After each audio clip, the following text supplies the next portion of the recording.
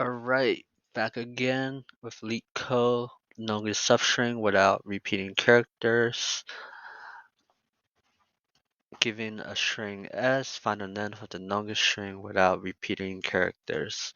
So for a substring, it just means a part of the string that's just a subset of the string. So in this case, ABC is a substring, ABCAB is also a substring, but we want substrings without repeating characters. So when we have ABCA, A is repeating, so we would only take ABC, which is length of 3, or BCA, which is also length of 3. When we get this, B is repeating.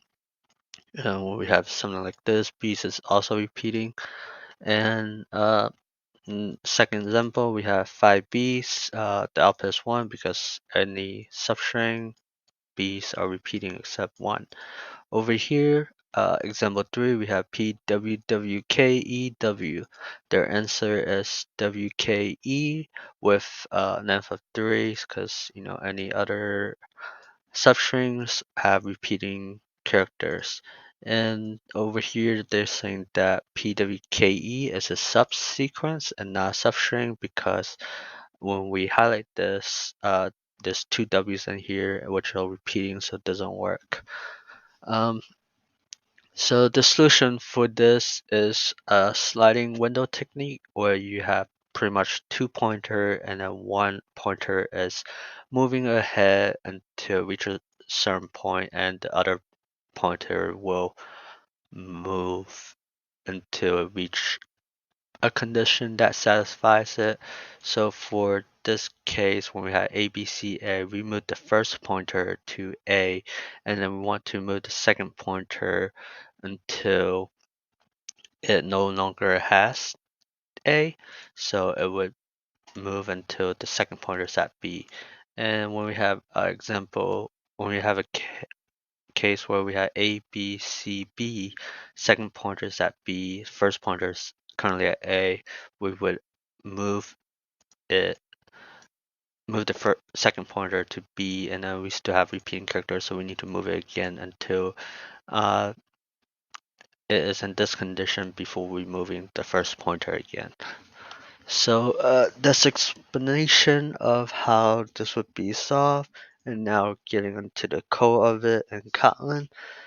So first, I want to declare the two pointers. Both starting at index 0, so they both would be at A. And we also want to keep track of the uh, maximum length of the substring. So this would also start at 0. And before I begin, I also want to kind of have a data structure to keep track of the characters that I encounter and that are not repeating. So a good one would be like using a map or like a set to where you have like big O of 1 to access these informations. So in this case, I want to use like a hash set, and we are going to store chars in this case because every time we encounter a character, we store into the hash set. So going to create a while loop where the first pointer is less than the length, so we keep going until we need to increment where the first pointer is outside the length. So that would be the first, that'll be the while loop, and then inside here we want to check to see uh, first condition if the hash set does not contain the character at I. So we currently have a hash set, and if the character at index I is not in here, we want to add it to the hash set. So that means this is a unique character, it's not something we have yet. So when we go and do this string, we have A and we want to store it into the hash set. So we could do a hash set that add of s dot I, and then we want to move s, well, move the pointer I to the next character, so we increment I. And next, we also have to look at our max value. So right now, the hash set has uh, a size of 1, which is bigger than our max. So we should actually store this into, we should set max um, to which one, everyone's bigger size of the hash set, or so it should either be the size of the hash set or the existing max value. Because when if we loop do somewhere over here, we have 2, and then we already know that the max value is 3. We would want to keep the 3. So whichever one's bigger, so you have the previous max and then the size of the hash set. So in this case, right now, it would be 1 when we go to the first loop. And as it goes through it, we keep track of the hash set would now have ABC, and the max would be 3 because the size of the hash set is 3. And when we encounter A again, this is where we need to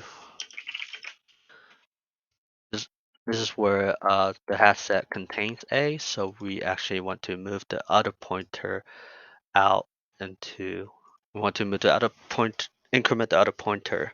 So first we need to remove this character from the hash set. Remove S at J, which would be A in this case, and then we want to increment J. And um, if we have a scenario where the string is A, B, C, B, um, in this case, currently I is at B, and then J is at A. When we loop through this, the hash set contains B, since this is not inside the hash set. The hash set right now would be, well, it would be ABC, the hash set, but we are at, I is at B right here, and it contains it. We remove S of J, and J was at A, by the way. So I'm gonna just put it, I equals 3, and then j equals to 0, right? When we do this, and because this is true, the else statement is true, we remove a from the hash set. So we'll just hash set. When we do this, we remove a from the hash set, and then increment j, so j becomes 1, so j is at b, and then when it goes finish the while loop, go do it again, we still see that I, which is 3 and equals to B, J is also B. We know that this condition is still false, so therefore we go to the else statement and we want to remove S of J. So the hash set will remove B. So hash set now should only have C, and then J should increment to 2, which is in this case C. And it goes through the while loop again. This time is true because the hash set does not contain the character B, and therefore we get to add it to the hash set.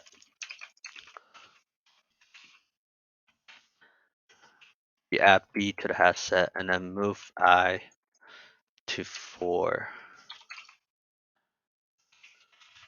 which is technically outbound.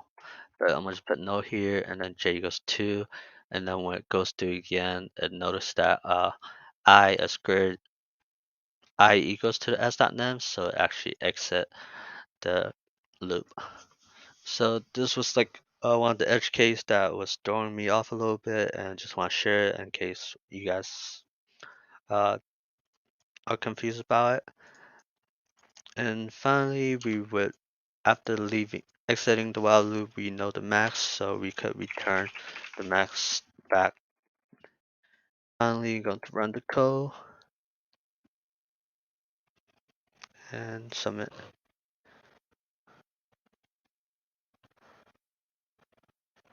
Cool. Looks like it's running and it works. Um, just want to give a quick shout out to Nick White. Was watching his YouTube explanation and how he went through this in Java and uh, did something very similar to it. And yeah, hope you guys enjoyed this video.